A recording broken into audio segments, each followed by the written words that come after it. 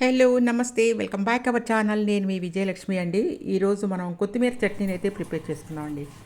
మనం అనేక రకమైన చట్నీలు చేసుకుంటూ ఉంటాం కదా, కానీ కొత్తిమీర చట్నీ ఆరోగ్యానికి కూడా మనకు మంచిది కాబట్టి మనం రోజు కొత్తిమీర వాడుకుంటూ ఉంటాం అనుకోండి.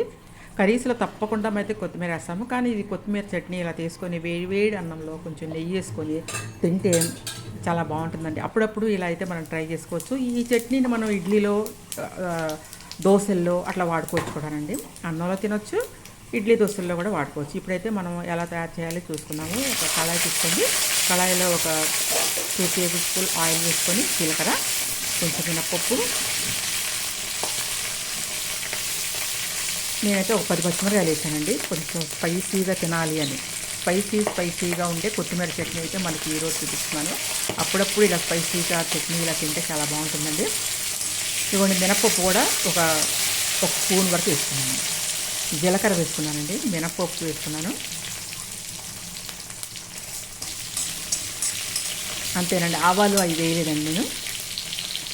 ఇట్లా వేసుకోండి. కొత్తిమీర చట్నీ ఈ విధంగా తయారు చేసుకోండి. కొత్తిమీర తీసుకోవడం వల్ల జీర్ణక్రియను మెరుగుపరుస్తుంది. తెలుసా మీకు ఆ సంగతి? కొత్తిమీర మనం రోజు తింటాం, కానీ దానివల్ల బోల్డ్ లాభాలు ఉంటాయండి. మనం ఏది తిన్నా కూడా, మన పెద్దవాళ్ళు ఏది మనకు అలవాటు చేసినా కూడా దాంట్లో మంచి గుణాలు అయితే మాత్రం ఉంటాయండి. కొత్తిమీర అంటే మనకు చాలా ఈజీ అనమాట. అన్ని కూరలు వేస్తాము, రోజు వాడుకుంటాము. అది మన జీర్ణక్రియ వ్యవస్థను అయితే మెరుగుపరుస్తుందండి. రోగ నిరోధక శక్తిని అయితే పెంచుతుందంటే మీరు నమ్ముతారా?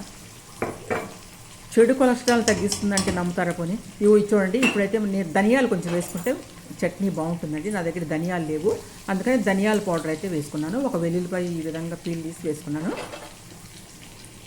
ఇట్లా కమ్మనైన కొత్తిమీర చట్నీ మనం ప్రిపేర్ చేసుకొని వేడివేడి అన్నంలో తింటే చాలా బాగుంటుందండి. దీంట్లో కొంచెం మనం పచ్చిమిరకాయలు వేసాం కాబట్టి చింతపండు అయితే పించ్ ఆఫ్ వేసుకోండి. ఇలా కొత్తిమీర క్లీన్ చేసుకొని ముక్కలు చేసుకొని వేసుకోండి. ఇట్లా కొంచెం లైట్గా వేయించుకోండి.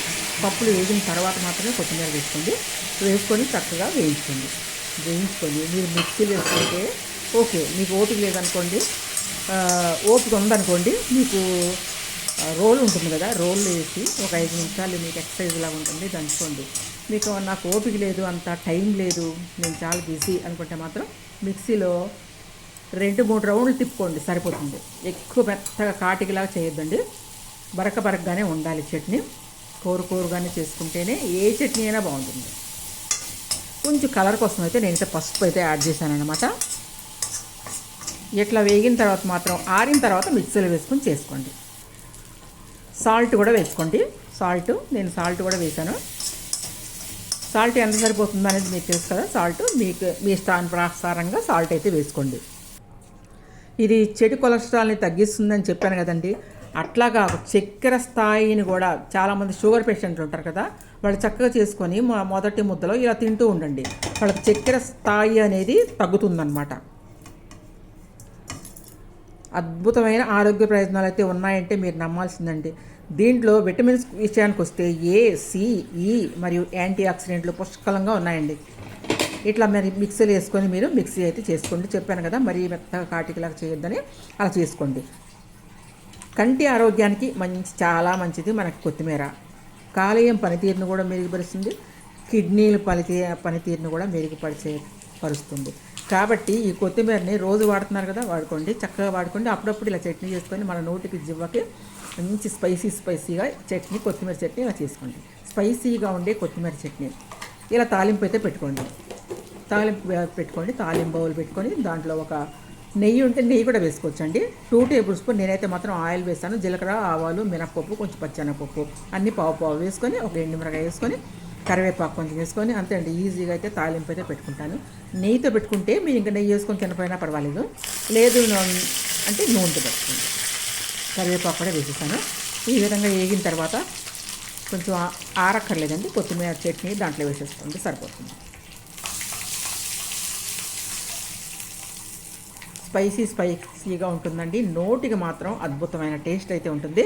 ఒకసారి ట్రై చేయండి. అబ్బా, నచ్చితే ఇంకెందుకంటే ఆలస్యం, మీరు కూడా అయితే ఈ విధంగా ట్రై చేసుకొని కొత్తిమీర స్పైసీ చట్నీ కమ్మగా తింటారని మీకైతే చూపిస్తున్నానండి. మీకు తెలుసు చట్నీలు, కానీ నేను ఊరుకోను కదండి, అందుకనే మీకైతే చేసి చూపిస్తున్నాను. ఒకసారి అయితే ఇలాగ తాలింపు పెట్టుకొని ఇలా బౌల్లోకి అయితే మీరు సర్వ్ చేసేసుకోండి, అంతే. ఎక్కువ మంది ఉంటే ఎక్కువ చేసుకోండి, తక్కువ మంది ఉంటే తక్కువ చేసుకోండి. అప్పుడప్పుడు ఫ్రెష్గా చేసుకొని తింటే ఏదైనా బాగుంటుంది. నిలవ పచ్చళ్ళ కంటే ఈ పచ్చళ్ళు చాలా మనకి ఆరోగ్యానికి అయితే మంచిది. కొత్తిమీర అయితే ఇంకా అద్భుతమైన ఆరోగ్యాన్ని ఇస్తుంది కాబట్టి తప్పకుండా అయితే ఈ కొత్తిమీర చట్నీ, స్పైసీ కొత్తిమీర చట్నీ ఈ విధంగా అయితే మీరు చేసుకోండి.